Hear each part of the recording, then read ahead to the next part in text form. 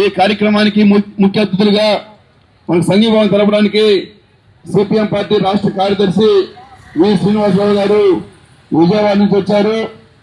శ్రీనివాసరావు గారు రథన్న వివరించిన తర్వాత సార్ మాట్లాడతారు.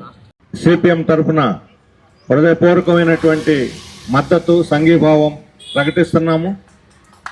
మీ పోరాటానికి మా పార్టీ పూర్తిగా వెన్నంటి ఉంటుంది. ఇది విజయం సాధించేదాకా సిఐటియు మీ యూనియన్ చేసేటువంటి పోరాటానికి పార్టీ కూడా వెన్నంటి ఉంటుందని చెప్పి నేను మీకు హామీ ఇస్తూ ఉన్నాను.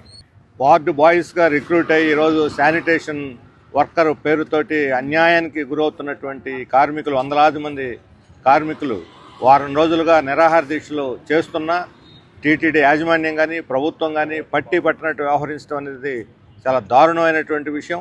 10 నెలల క్రితం వాళ్ళ కోరికలు నెరవేరుస్తాము, 3 నెలలు టైం ఇవ్వమని అడిగినటువంటి యాజమాన్యం 10 నెలలు అయినా కూడా పట్టించుకోకపోవడంతో ఇక గత్యంతరం లేని స్థితిలో వాళ్ళు ఇక్కడ దీక్షలో కూర్చున్నారు.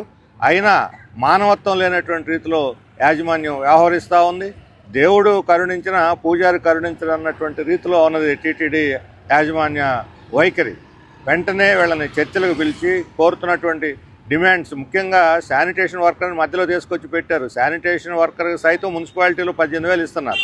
వీళ్ళకు 11-12,000కి మించి ఇవ్వటం లేదు. ఇక్కడ లక్ష్మీ శ్రీనివాస వాళ్ళ దీంట్లో కార్పొరేషన్లో ఉన్న వాళ్ళకి 3% పెంచినా వీళ్ళకి వర్తింపు చేయటం లేదు. శానిటేషన్ అంటే అంత హీనమా, అంత దారుణమా అని చెప్పి మేము అడుగుతా ఉన్నాం. యాక్చువల్గా అందరికన్నా శానిటేషన్ పేరు పెట్టినందుకైనా ఇంకా ఎక్కువ పెంచాలి.